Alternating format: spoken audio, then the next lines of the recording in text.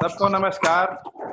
आज तीसरी बार हम जन हस्तक्षेप के बैनर तले हम एक प्रेस वार्ता रख रहे वीडियो कॉन्फ्रेंसिंग के द्वारा, और आज हमारे दो बातों को लेकर के उत्तराखंड के 6 विपक्षी राजनीतिक दल और विभिन्न विभिन्न जन संगठनों की ओर से हम कुछ प्रस्ताव रखना चाह रहे हैं उत्तराखंड के जनता और उत्तराखंड की सरकार के सामने।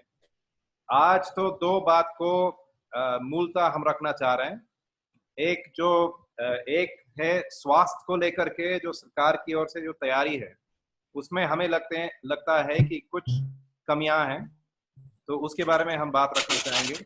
और दूसरा, जो लोग फंसे हैं, खास तौर पर जो उत्तराखंड के बाहर फंसे हैं, उनके बारे में भी हम बात रखना चाहेंगे और उस पर भी हम एक प्रस्ताव रखना चाहेंगे। तो इन्हीं मुद्दों को लेकर के हम शुरू करते हैं कि हम जो राज्य सरकार ने अभी तक कदम उठाए हैं, राज्य और केंद्र सरकारों ने, उनको हम स्वागत करते हैं कि जैसे वो तैयारी कर रहे हैं कि कोविड-19 के लिए अलग से हॉस्पिटल बन जाए, टेस्टिंग और क्वारंटाइन सेंटर भी खोल रहे हैं। इन कदमों को हम स्वागत करते हैं, लेकिन हमें लगता है कि इन कदमों को होने के बावजूद कुछ गंभीर कमियां हैं अभी तक सरकार की रणनीति में, जिस पर हम प्रस्ताव रखना चाह रहे हैं। पहली बात यह है कि उत्तराखंड के चाहे गांव में चाहे शहर की बस्तियां में, जहां पर भी गरीब लोग रहते हैं, आम लोग रहते हैं, वहां पे एक असुरक्षा और आतंक का माहौल खड़ा हो गया है कि लोग समझ नहीं पा रहे कि इस बीमारी है क्या, इसको सोशल डिस्टेंसिंग, फिजिकल डिस्टेंसिंग के अलावा इसके खिलाफ क्या कदम उठाया जा सकता है। और ऐसे भी बहुत फेक न्यूज चल रहा है, चलाया भी जा रहा है। तो इस माहौल में खासतौर पर गरीब लोगों के बीच में, जहाँ पे वैसे ही स्वास्थ्य सेवा का बहुत कमी है, हमारी पहली प्रस्ताव यह है कि सरकार की ओर से ये कोशिश किया जाए कि हर बस्ती में और हर गांव में एक छोटा सा स्वास्थ्य केंद्र खोला जाए, चाहे जहाँ पे नहीं है, चाहे वो स्थानीय युवा को भी थोड़ा सा ट्रेनिंग दे करके कोरोना वायरस के बारे में भी और बाकी जो आम बीमारियां होते हैं उनके बारे में भी उनको रखा जाए, जिससे युवाओं को रोजगार भी मिलेगा और लोगों के पास कोई होगा जिनके पास वो जा सकता है उनको गाइड करने के लिए, उनको डरों को दूर करने के लिए। ये हमारी पहले प्रस्ताव है, जिसको हमने पहले भी उठाया। दूसरी बात है कि खासतौर पर उत्तराखंड के शहरों में और खासतौर पर जो बड़े शहर है जैसे देहरादून, हरिद्वार, हल्द्वानी, इन शहरों में जो मलिन बस्तियां हैं, वहाँ पे एक तो है कि स्वास्थ्य सेवाओं की बहुत बहुत कमियां हैं। दूसरी बात है कि लोग वैसे ही बहुत गरीब है, और तीसरी बात है कि गंदगी बहुत फैल गया है, जिसकी वजह से दो प्रकार की खतरा खड़ा हो सकता है। एक तो है कि अगर वहां पे महामारी फैलना शुरू हो जाएगा, उसको रोकना बहुत मुश्किल होगा। और दूसरी बात है कि सिर्फ ये महामारी नहीं, चिकनगुनिया और डेंगू का भी मौसम आ गया है, तो उनसे भी बहुत असर पड़ सकता है आम लोगों पर। तो इन सब पर रोक लगाने के लिए हमारे प्रस्ताव ये है कि पहले सरकार एक योजना चलाए कि हर परिवार और हर व्यक्ति को सैनिटाइजर और मास्क को उपलब्ध कराया जाए मलिन बस्तियों में। और दूसरी बात है कि शहरों की जहां पर भी खाली प्लॉट है या मलिन बस्ती है या नाला है, उनकी सफाई के लिए बहुत अर्जेंट तरीके से बहुत एक वार्ड फुटिंग पे सरकार को सफाई मुहिम चलाना चाहिए, ताकि कम से कम मच्छर और उसकी वजह से डेंगू और चिकनगुनिया का खतरा कम हो जाए। तीसरी बात यह है कि जो टेस्टिंग हुआ है उत्तराखंड में, अभी तक जितनी जानकारी मिली है सरकार से, वो हमें लगता है कि वो बहुत कम हुआ है, और इसकी वजह से भी असुरक्षा का बहुत माहौल खड़ा हो गया लोगों के बीच में। तो हमारा पहले प्रस्ताव ये है उसको लेकर के कि टेस्टिंग WHO की गाइडलाइंस के अनुसार होना चाहिए, जितना भी किया जा सकता है उतना किया जाना चाहिए। और साथ साथ में ये अभी जो रैपिड टेस्टिंग किट के बारे में जो बहुत सवाल उठ गए हैं, खासतौर पर राजस्थान का अनुभव के बाद, तो उनके लिए तो मेडिकल विशेष पदों से सलाह लेकर के सरकार को क्वालिटी चेक करके तब उनको इस्तेमाल करना है, ताकि एक मतलब और असुरक्षा का एक महसूस ना हो लोगों के बीच। और ये भी है कि सरकार क्या क्या कदम उठा रही है, इस पे अभी तक उन्होंने बहुत कम जानकारी दी है जनता को, पब्लिक को।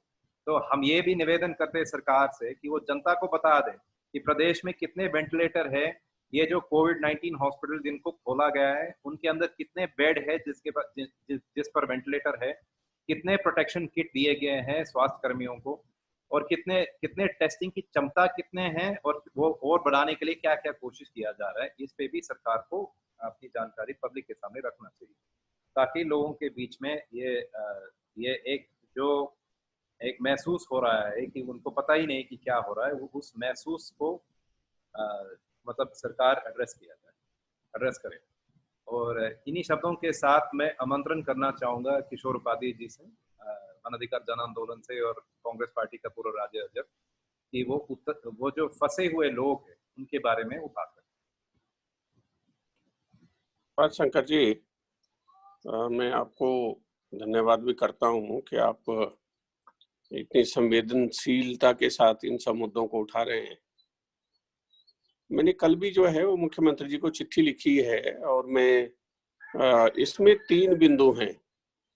जो पहला बिंदु है, और मेरे ख्याल से सरकार का उसको तुरंत ही जो है समाधान करना चाहिए। एक तो जो उत्तराखंड में इंटर डिस्ट्रिक्ट जो लोग फंसे हुए, बहुत से लोग हैं जो गए थे, नैनीताल गए, बहुत से लोग हैं एक दूसरे जिले में गए। अब उनको वापस आने के लिए सरकार को अनुमति देनी चाहिए। सरकार अनुमति क्यों नहीं दे रही है, लोग बहुत परेशान हैं। दूसरा जो बता रहे हैं, कुछ लोग कह रहे हैं कि 40,000 के करीब लोग हैं जो कि देश के विभिन्न भागों में फंसे हुए हैं। वो लोग वापस आना चाहते हैं। आप अपने सारे जो हैं जो भी आप परीक्षण करना चाहते हैं, टेस्टिंग करना चाहते हैं, वो जरूर करवाइए, लेकिन उनको कम से कम अपने परिवार वालों के पास आने तो दीजिए। उनको क्वारंटाइन कर लीजिए 14 दिन, 10 दिन, जो भी है। और वो लोग बहुत परेशान है वहां पर, उनके पास खाने के लिए है नहीं, और बहुत सी परेशानियां हैं, परिवार के साथ है।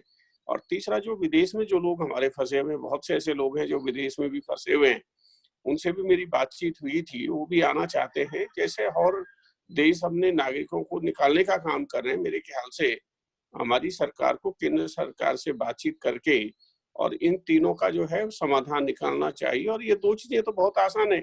जो देश में फंसे हुए हैं उनके लिए तो कोई बड़ी परेशानी नहीं है। जैसे गुजरात के हमने लगभग जो है 2000 लोगों को यहाँ से गुजरात पहुंचाया, उसी तरह से और जगह के लोगों को भी लाया जा सकता है।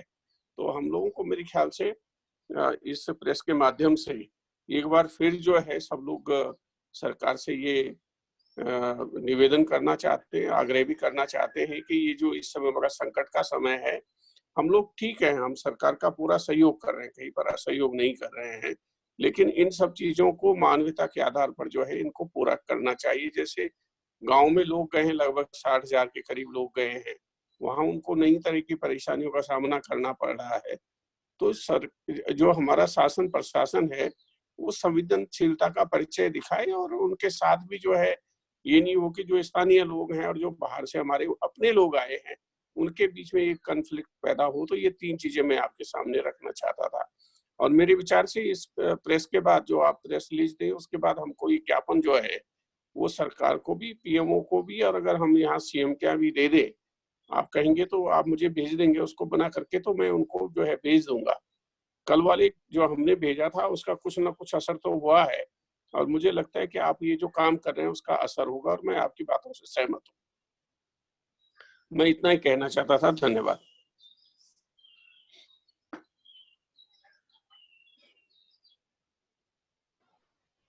धन्यवाद उपाध्याय जी। तो अभी मैं माइक को खोल रहा हूँ ताकि पत्रकार साथी भी सवाल पूछ पाए, और किसी को अगर जोड़ना है तो वो भी जोड़ पाए। जी मोहसिन जी, आपको कुछ कहना? सर, मेरा सवाल उपाध्याय जी से है। इन्होंने मुख्यमंत्री को जो चिट्ठी भेजी, उसमें जो मेन जो 3 बिंदु थे, वो बिंदु कौन कौन से थे? उसमें मैंने यही तीनों ही बिंदु मोहसिन साहब हमने उसमें रखे हैं। उसमें सबसे पहले तो जो यहाँ अंतर जनपदीय जो लोग फंसे हुए हैं उनको अपने गांव जाने दिया जाए, अपने घर जाने दिया जाए। और दूसरा, जो देश में जगह जगह फंसे हुए उन सबको जो है, जो अपने घर आना चाहते हैं, तो वापस आने दिया जाए। उसका कोई तरीका निकाल लें, जैसे गुजरात के लोगों के लिए निकाला है। और तो तीसरा, जो विदेश में जो लोग फंसे हुए हैं उनके लिए हमारी राज्य सरकार, हमारे मुख्यमंत्री जी केंद्र सरकार से बातचीत करें और उन लोगों को वापस लाने की व्यवस्था की जाए। ये 3 बिंदु हमने उसमें रखे।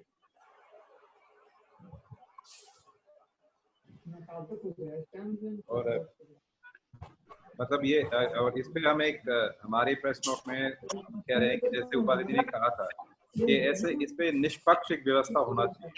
कि अभी हम देख रहे हैं कि कुछ राज्य सरकार अपने लोगों के लिए बसें बेच पा रहे हैं, कुछ राज्य सरकार कुछ और कर रहे हैं। अभी कुछ जो कोई स्पष्ट नियम नहीं है, कोई निष्पक्ष नियम नहीं है, जो भी करना चाह रहे हैं वो कर रहे हैं। ये स्थिति नहीं होना चाहिए। ये भी हम रखें। गोपाल भाई, जी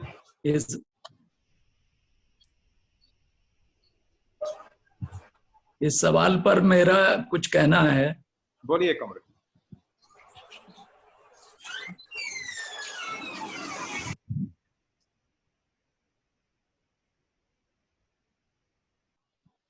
कॉमरेड बोलिए। गुजरात से जो लोग यहाँ पर्यटन पर आए थे उनको वापस भेजा गया है, पर मुझे लगता है कि सरकार का नजरिया हर क्लास के लिए अलग अलग है। जो सबसे पीड़ित समुदाय है, वर्किंग क्लास का, मजदूरों का, गरीबों का, जो हजारों की संख्या में पूरे देश के अंदर लाखों की संख्या में यहाँ तक कि पैदल चलते हुए अपने घरों की जाने का प्रयास कर रहे हैं, भुखमरी का दौर है, बेरोजगारी का दौर है, उनके बारे में अभी तक कोई भी सीरियस एफर्ट केंद्र और प्रदेश सरकार द्वारा नहीं किया गया है। उपाध्याय जी ने इस सवाल को उठाया, तो ये बहुत जरूरी है कि भाई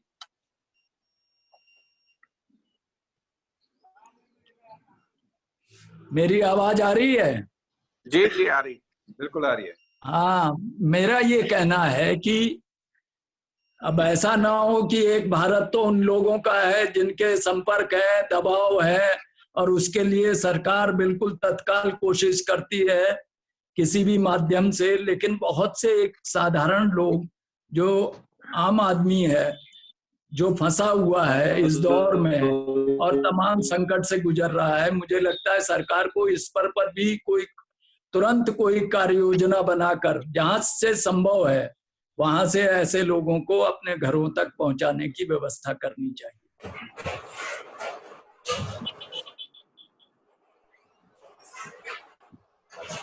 धन्यवाद भंडारी जी। किसी और को जोड़ना है?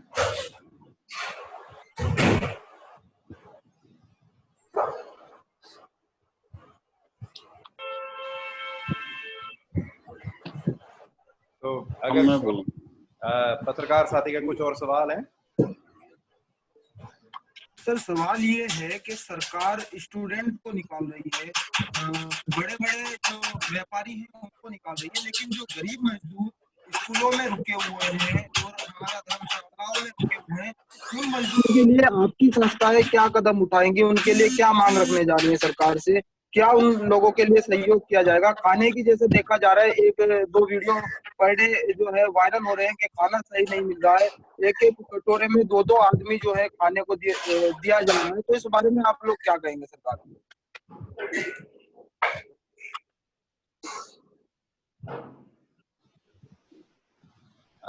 नहीं मोहसिन जी, वही बात हम भी उठा रहे हैं कि इसलिए तो हम कह रहे हैं कि जैसे उपाध्याय जी ने कहा था, पहली बात है कि उत्तराखंड सरकार को भी कदम उठाना चाहिए उत्तराखंडियों के लिए, ये पहली बात है। और दूसरी बात जो बाहर फंसे, दूसरी बात है कि एक निष्पक्ष व्यवस्था होना चाहिए कि जो आप कह रहे हैं और जो भंडारी जी ने अभी कहा था, हम भी वही सवाल उठा रहे हैं और वही प्रस्ताव रखना चाह रहे हैं सरकार के सामने कि वर्ग के अनुसार या किसी और वर्गीकरण ये नहीं होना चाहिए, अगर भेदभाव नहीं होना चाहिए।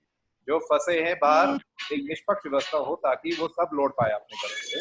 और ऐसे नहीं होना चाहिए कि कुछ छात्रों के लिए या कुछ लोगों के लिए जिनका पहुंच है उन्हीं के लिए स्पेशल व्यवस्था किया जाए और बाकी सबको सबके लिए कुछ ना किया जाए। ये नहीं होना चाहिए।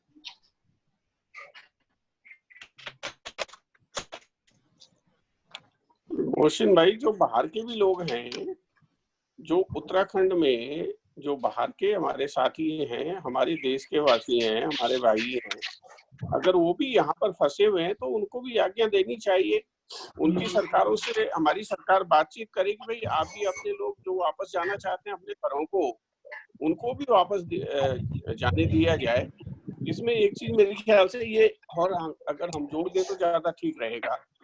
और जब तक वो लोग उनकी व्यवस्था नहीं होती है, सरकार तब तक उनके खाने पीने रहने की व्यवस्था करे। क्या करेंगे, हमारे देश के नागरिक हैं और सरकारें होती इसीलिए हैं कि भाई वो सबका ध्यान रखें समभाव से, ये हम कहना चाहते हैं।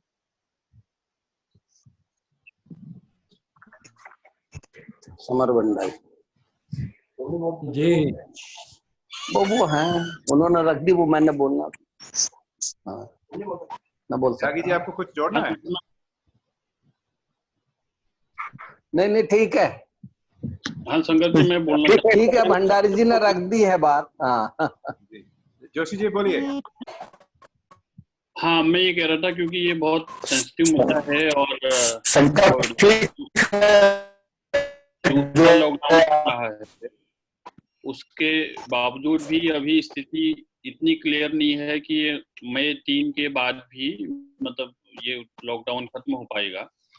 तो ऐसी स्थिति में जो लोग फंसे हुए हैं राज्यों में, अलग अलग राज्यों में, दूसरे राज्यों के, चाहे वो मजदूर तबका है, चाहे वो माइग्रेंट और भी एम्प्लॉइज हैं, तो उसके लिए तो मैं पहले एक चीज तो ये ऐड करना चाहूंगा कि केंद्र सरकार हर राज्यों की मतलब एक ऐसा कोई प्लेटफॉर्म या पर एक ऐसा कोई वो बनाए, प्लेटफॉर्म बनाए जहां पर केवल जानकारी जो अन्य राज्यों से फंसे हुए लोग हैं उनका ब्यौरा कलेक्ट करने का एक मैकेनिज्म केंद्रीय लेवल पर हो, जो हर राज्यों में, सपोज करिए हमारा उत्तराखंड में कोई कर्नाटक का फंसा हुआ है, तो उत्तराखंड में कर्नाटक की जो हेल्पलाइन है वो यहाँ प्रसारित हो, ताकि कर्नाटक वाला अपने स्टेट में जा करके वो दर्ज करे, ताकि हमारे जैसे हम उत्तराखंड को कैसे पता चलेगा कि उत्तराखंड के कितने लोग अभी भी बीच रास्ते में फंसे हुए हैं या अन्य अन्य जगहों में फंसे हुए हैं। अगर राष्ट्रीय लेवल पर सभी राज्यों के एक हेल्पलाइन स्पेशली उन लोगों के लिए जो कि अन्य राज्यों से इधर उधर फंसे हुए हैं उनके लिए जारी हो, और उस हेल्पलाइन अलग अलग स्टेट की एक साथ उनको एसिमुलेट कर करके वो प्रसारित किया जाए, नंबर एक बात।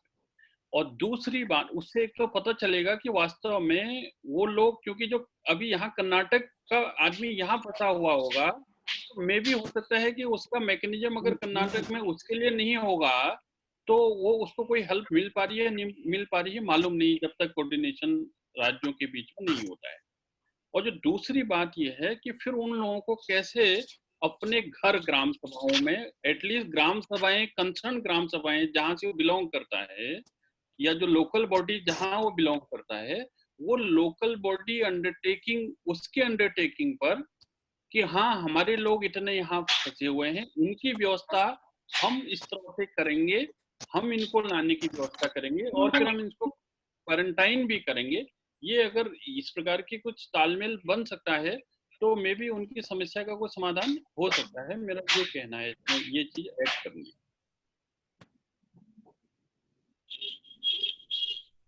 धन्यवाद जोशी जी। ये किसी और को मोहसिन भाई, आपको कुछ और सवाल है? अगर किसी और को कुछ बोलना है?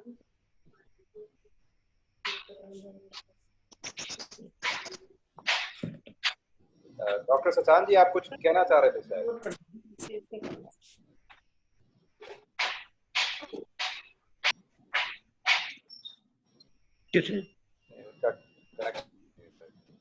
तो ठीक है, तो फिर हम प्रेस कॉन्फ्रेंस को समाप्त करें।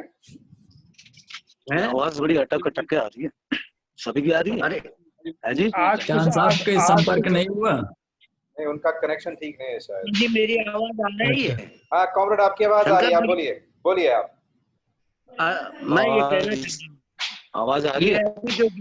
जोशी जी ने जो बात की है ना, जोशी जी, ये एडवोकेट जोशी जी ने जो बात की है कि ये बात बिल्कुल सही है कि हमारी सरकारों के पास ऐसे उन तमाम लोगों की कोई सूची जरूर होनी चाहिए जो दूसरे राज्य के हमारे राज्य में है, हमारे राज्य के दूसरे राज्यों में है, इस तरह की कोई अपडेट किस्म की कोई सूची होनी चाहिए जो अब तक नहीं है।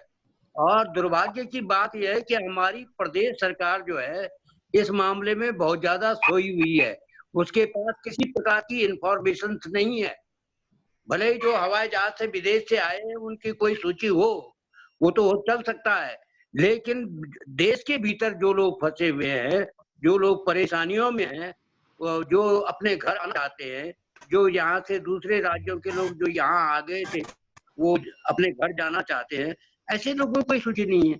यहाँ तक नहीं है कि जिस दिन 22 तारीख 23 तारीख को ये लॉकडाउन से पहले जो लोग देहरादून के उत्तरकाशी गए, वो उत्तरकाशी से देहरादून नहीं आ सक रहे हैं। जो पौड़ी गए थे वो पौड़ी से देहरादून नहीं आ सक रहे हैं। पौड़ी वाला जो है वो टिहरी आया था, वो वही फंसा हुआ है। हल्द्वानी गया था तो वो वही फंस गया है। तो ये जो दिक्कतें हैं बहुत सामान्य दिक्कतें, बहुत छोटी दिक्कतें हैं, लेकिन आदमी को बहुत परेशान करती है, बहुत परेशान। तो इस परेशानी से निकलने के लिए सरकार के पास बाकायदा उसे होमवर्क करना चाहिए, अपना मेहनत करनी चाहिए और सूचनाएं जुटा करके जनता के सामने रखनी चाहिए सारी बातें। तो एक तो ये बात है। दूसरी बात जो स्टूडेंट्स को लाने की बात है, कोई कोटा में ही नहीं है स्टूडेंट और राज्यों में भी फंसे हुए हैं ऐसा। तो उन लोगों के लिए भी कोई व्यवस्था नहीं है, वो बहुत परेशानियों में है। ये ठीक है कि किसी की कोई अच्छी व्यवस्था हो रहने की, तो तब तो ठीक है, रहना चाहिए। लेकिन बहुत कुछ ऐसा है कि नहीं रह पाए, हॉस्टल बंद हो गए हैं ऐसा, और किचन और मेस सिस्टम उनका खत्म हो गया है। तो ऐसे में जो है बच्चों को बहुत दिक्कतें हैं। तो ये जानकारी भी हमारी सरकार के पास होनी चाहिए। और मुझे उम्मीद है कि जब आपका ये वीडियो आपकी सरकार देखेगी तो कुछ इस पर विचार करेगी। ये तो आपके उसके बारे में है। दूसरी बात जो आपने अपने इसमें प्रस्तावना में पहले बात रखी है कि जो लोग क्वारंटाइन किए गए हैं उनकी क्या स्थिति है मेडिकली। इन्होंने 14-15 अस्पताल जो घोषित किए हैं कि इनमें इलाज होगा, लेकिन ये नहीं बताया कि उनमें डॉक्टर है पर्याप्त की नहीं है, उनमें जो है ये पीपीई है या नहीं है, उनमें जो है वेंटिलेटर है कि नहीं है, आइसोलेशन में जितने लोग हैं उनकी क्या स्थिति है, उनके खाने की क्या स्थिति है, उनके रहने की क्या स्थिति है, ये जानकारियां भी सरकार की आनी चाहिए। और सरकार कर क्या रही है, क्या ये बातें उनके नहीं है क्या? लोग कितने परेशान हैं। मैं देख रहा था कि यहाँ जो है प्रदेश के कई हिस्सों में जो है क्वारंटाइन जो किए गए हैं उनकी समुचित देखभाल नहीं हुई, उनका समुचित स्वास्थ्य का जो एक प्रबंध होना चाहिए वो नहीं है। अरे गर्मी आ गई भाई, आप कम से कम मच्छरों से निजात दिलाने के लिए उनको उसका वो सैनिटाइजेशन करें, कमरों का, हॉस्टल का, जहाँ भी रुके हुए हैं लोग, उन तमाम चीजों का। खाने की कोई एक अच्छी व्यवस्था होती ताकि लोगों की इम्यूनिटी बनी रहे। तो ये कुछ चीजें ऐसी है जो बहुत सामान्य है बहुत, लेकिन इन पे काम करने की जरूरत है, और ताकि आदमियों को संतोष रहे, समाज में जो है कोई इस तरह की वो न फैले, दिक्कत नहीं फैलनी चाहिए। दिक्कतों से आदमी जो है घबराता है और जो है बड़ी खराब बात है। और खास करके जो आप देखिए भंडारी जी क्या कर रहे हैं कुछ, मैं ये कह रहा हूँ इन स्थितियों के बारे में सरकार की तरफ से कुछ आना चाहिए, जानकारियां उपलब्ध होनी चाहिए, उसका सूचना विभाग इस मामले पे काम करे तो ज्यादा बेहतर है। जहां तक सेंट्रल की बात है, सेंट्रल ने कल जो है ये जो डॉक्टरों पे हमले हो रहे थे उसको लेकर के उन्होंने ठीक किया, एक कानून ऑर्डिनेंस ला रहे हैं, ये अच्छी बात है। शायद इससे जो है हम उनका सम्मान कर पाए जो कि कोरोना की लड़ाई में सबसे आगे की कतार में खड़े हैं। उनका संतुष्ट होना, उनको बाकायदा प्रोत्साहित किया जाना ये बहुत जरूरी है। और जो जाहिल किस्म के लोग इस तरह के गलत काम करते हैं, डॉक्टरों से मारपीट कर रहे हैं, अभद्रता कर रहे हैं, उनको कुछ नसीहत मिलेगी। तो ये कानून मैं समझता हूँ हमें इसका समर्थन करना चाहिए और इसका स्वागत करना चाहिए, ये स्वागत योग्य कदम है। इसी तरह से अन्य सूचनाओं के बारे में भी हमको खास करके जो है ये प्रकाश जावड़ेकर जी को पत्र लिख करके, वैसे किशोर जी ने पत्र लिखा है और आपने भी शायद गोपाल शंकर गोपाल ने पहले भी एक पत्र भेजा है, लेकिन सूचनाओं की दृष्टि से जो है समुचित काम होना चाहिए, ये बहुत जरूरी है। मुझे इतना कहना है इन दोनों समस्याओं पे, और ये जरूरी भी है। दोनों जो लोग फंसे हुए हैं उनको लाइए, जहाँ भी है उनकी व्यवस्था करिए, और जो लोग क्वारंटीन किए गए हैं उनको मेडिकल सुविधा मिलनी चाहिए। और किस हॉस्पिटल में आपने क्या व्यवस्था कर रखी है, क्या स्थिति है उस हॉस्पिटल की। हमारे उत्तराखंड राज्य में 14-15 अस्पताल जो आपने चयन किए हैं उनकी स्थिति भी जनता के सामने आनी चाहिए। तो यही मुझे कहना था। जरूर, थैंक यू कॉमरेड। तो हमारे पास अभी 5 मिनट बाकी हैं, तो अगर मैं एक चीज शंकर कहना चाह रहा था जी। ये कौनसवाल जी ने जो कहा, ये कल ऑर्डिनेंस लाने वाली बात है, इसका कोई मैं बहुत तुक नहीं समझ रहा था। ये एक तरह से खाली एक अपीजमेंट जैसा है, उनको संतुष्ट करने वाली बात है, क्योंकि ऑलरेडी हम सरकारी राजकाज में बाधा वाला जो हमारा कानून है वो उसे लगभग पूरी तरह से उसे कर लेता है। बिल्कुल ये ठीक ध्यान बात है। रखने की जो कोशिश चल रही है, मुझे नहीं लगता इसका कोई तर्क है, और इससे कोई बहुत बड़ा फर्क, जब आपके पास एग्जिस्टिंग कानून है आप उसका ढंग से इस्तेमाल कीजिए तो आपकी समस्या सॉल्व हो जाती है। ये कुछ उसी तरह की चीज है जैसे आपका सिटीजनशिप एक्ट था और जबरदस्ती आप सीए लेकर आए। हाँ, वो बिल्कुल बाकी बातें ठीक है कौनसवाल जी की, और जो और लोगों ने भी कहा कि ये एक हमारे पास एक इस तरह के वो तो होना ही, सरकारों के पास कम से कम होना ही चाहिए कि किस राज्य के कहाँ कितने लोग फंसे हैं। 1 महीना हो गया लॉकडाउन को, ऐसी कोई लिस्ट हमारे पास नहीं, तो यहाँ पर सिस्टम फेल हो रहा है, ये मेरा कहना। शंकर जी 3 सुझाव इसमें जोड़ दीजिए। हेलो हेलो हेलो नहीं सॉरी, राकेश पंची का फोन आया था बीच में, उनका कनेक्शन में कुछ दिक्कत हो रही है। अच्छा जी। तो सादी मैंने आपकी पूरी बात नहीं पाया, लेकिन मैं बाद में फोन करके आपसे पूछूंगा कि कौन सा इसमें 3 सुझाव जोड़ दीजिए जी।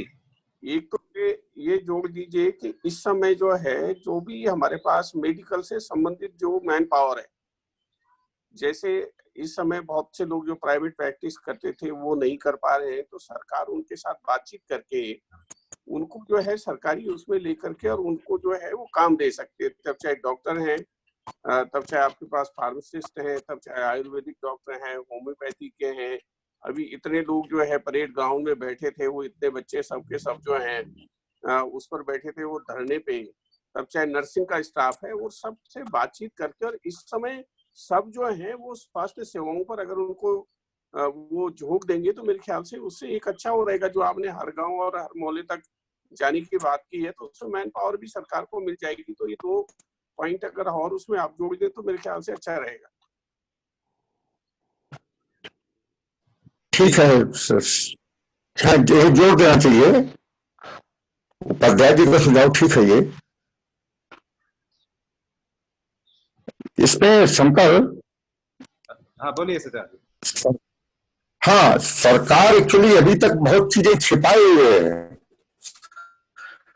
तो ये बता रही है कि जो 15 हॉस्पिटल कोविड के लिए निर्धारित किए गए हैं उनमें क्या क्या सुविधाएं हैं, सुविधा के बताए हो जनता को, जिससे जनता भयभीत न हो।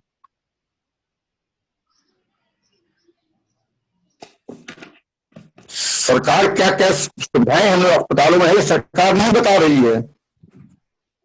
सरकार को बताना चाहिए कितने वेंटिलेटर हैं, कितने बेड हैं। केवल ये कि इतना जगह हमने कर लिया, इससे नहीं होगा। वहां पर ऑक्सीजन, वहां पर वेंटिलेटर, वहां पर कितने बेड, कितने डॉक्टर, ये इसमें झोंक रखे हैं, ये सरकार को बताना चाहिए ताकि जनता परेशान न हो। जरूर डॉक्टर साहब, इसको भी इसमें गोपाल भाई 15 तारीख को, अभी परसों 21 तारीख को हाई कोर्ट ने स्टेट गवर्नमेंट से कहा है कि आप 1 हफ्ते के अंदर बताएं कि जो 15 कोविड अधिकृत हॉस्पिटल हैं उसमें आईसीयू बनाए, वेंटिलेटर कितने हैं, कितने बेड हैं, उसकी जानकारी दें। तो वो ठीक कह रहे हैं सचान साहब कि बहुत सी जो चीजें यथार्थ में हैं वो उसकी जानकारी नहीं है लोगों तक, असमंजस की स्थिति बनती है इससे। इसलिए सरकार को तमाम जो भी की गई कार्रवाइयां हैं उससे जनता के बीच में साफ तौर पर रखना चाहिए, ताकि अगर कुछ कमी है तो उसको दूर करा जाए। पहले तो उसे स्वीकार करें कि ये कमी है, तब उसको दूर किया जा सकता है।